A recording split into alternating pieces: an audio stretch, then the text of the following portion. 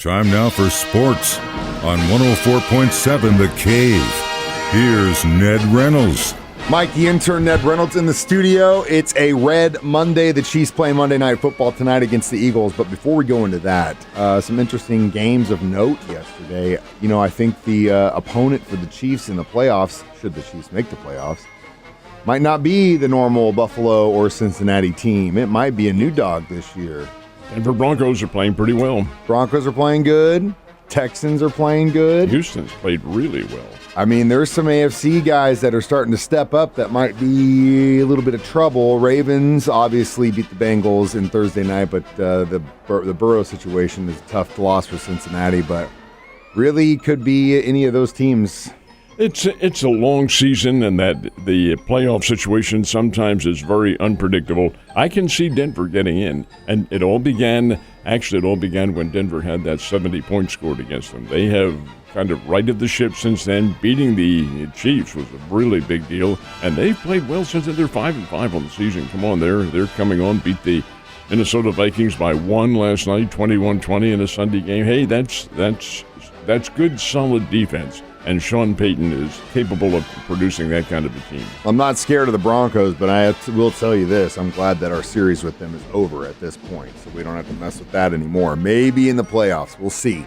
All right, but we got to take care of business tonight. What are the odds going into the game? Odds have lessened a little bit, interestingly enough. It was the Chiefs by 3.5. It's now Kansas City by 2.5, and the over-unders come down a point. It's 45 as opposed to 46. What's that tell me? Well, number one, I think the weather conditions may, and I'm very hesitant about this, may be a slight factor. Field's covered, so the rain won't make any difference, but it might be a little bit on the cool side. And it may rain during the game. That's a possibility. It won't be a whole lot, though. And secondly, it tells me that both these teams play a solid level of football to the point where it's an even match. Now, is it an even match? Maybe. Kansas City is very quick and very tough at home. I think Kansas City probably has the nod in this one, but we will all find out, and the game is right here on the Cave. We'll start with Ned Talk at 5 and talk more about that down the road. Missouri State Soccer was in the NCAA tournament. How'd they do in California? This was the second-round match. They knocked off Omaha here in town in the first round, went out to Palo Alto to play Stanford last night, had the lead on Stanford, 1-0, but couldn't hold it. Stanford wins the game 3-1, and that ends the Bears soccer season. Another very good season under Coach Seabolt. And indeed, I think the Bears have a lot going for them. They have a lot of returnees, but the fact of the matter is they can play the game, and they play it well. Last but not least, we were hoping that we would see our area football teams continue the march towards state greatness. Do we have any teams holding on? We do indeed. We have 6 teams from southwest Missouri, 3 from the immediate Springfield area. Now, Nix is not one of them. Nix lost 38-14 to Rockhurst. Had a good year, but Kansas City Rockhurst playing them up there is pretty tough. And 38-14 was the final. Rockhurst won it. But I'll tell you who did get a win, Republic. They knocked off Helias from Jefferson City, and that is outstanding. So who does Republic play next? How about Webb City? And this will be the second time they played this year. First time Webb City won, one of the very few losses for Republic this season. This time, that game was in Webb City. This game is in Republic on Saturday afternoon. It will be a dandy. Republic knocked out Webb City knocked out Grain Valley, and Republic was a winner over the ball club from Jefferson City, Helias. Fair Grove goes to Columbia and defeats Father Tolton up there. That is a very big deal. So what does it earn for Fair Grove? A visit to St. Genevieve, and they will play St. Genevieve Valley, which next to Webb City has the most state championships in Missouri history. That tells you all about the Valley Warriors. That's what the ball club from Fair Grove will face, but Fair Grove is very, very good. Watch out on that one. And Marionville, which won its district big over Portageville, will play St. Vincent. Now, this will be the semifinal round of Class 1.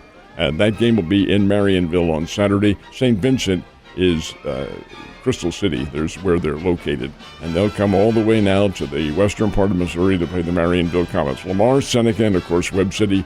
They're the other southwest Missouri teams in the semifinal round of the playoffs. It's pretty good. We did well. Oh, yeah, we did. Go Tigers. Who's the mascot of Fairgrove? Eagles. Go Eagles.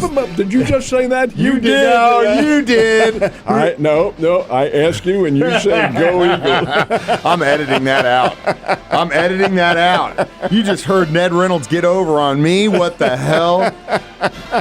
So Missouri State basketball Bears got a little chance to go on a vacation down to the Virgin Islands. Did they win while they were there? They have won twice and play for a championship tonight. This Missouri State team, folks, is pretty doggone good against mid-major competition. Now, that's not to knock. For instance, they played Kent State last night. I think Kent State was an NCAA tournament team last year and did well.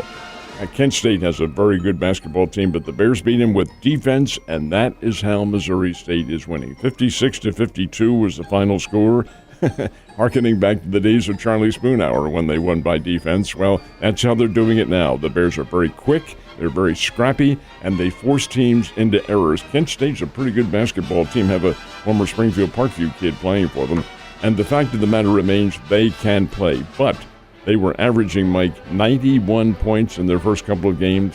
Bears held them to 52 last night. That's how the Bears play. They're really quick on defense, and that's how they win. The Bears are also a pretty good shooting team as well, but didn't have a great night last night because Kent State's good. It's all around defense. Well, the Bears will play for the championship tonight about 7 o'clock, same time the Chiefs are playing, and Missouri State will play Abilene Christian from the new United Conference. Abilene Christian's an old, long-time team, but the Bears are going to play them tonight.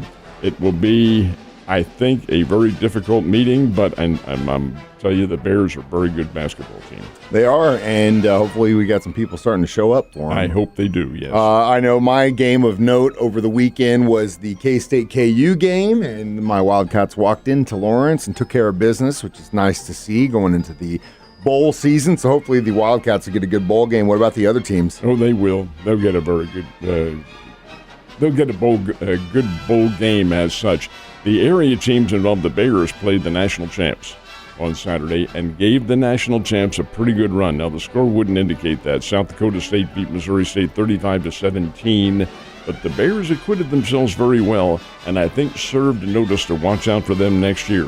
This is a young Missouri State team. It's a veteran South Dakota State team, which I'll be surprised if they don't win the national title again. They're really, really good, and they're adept at what they do. But the Bears played it very well.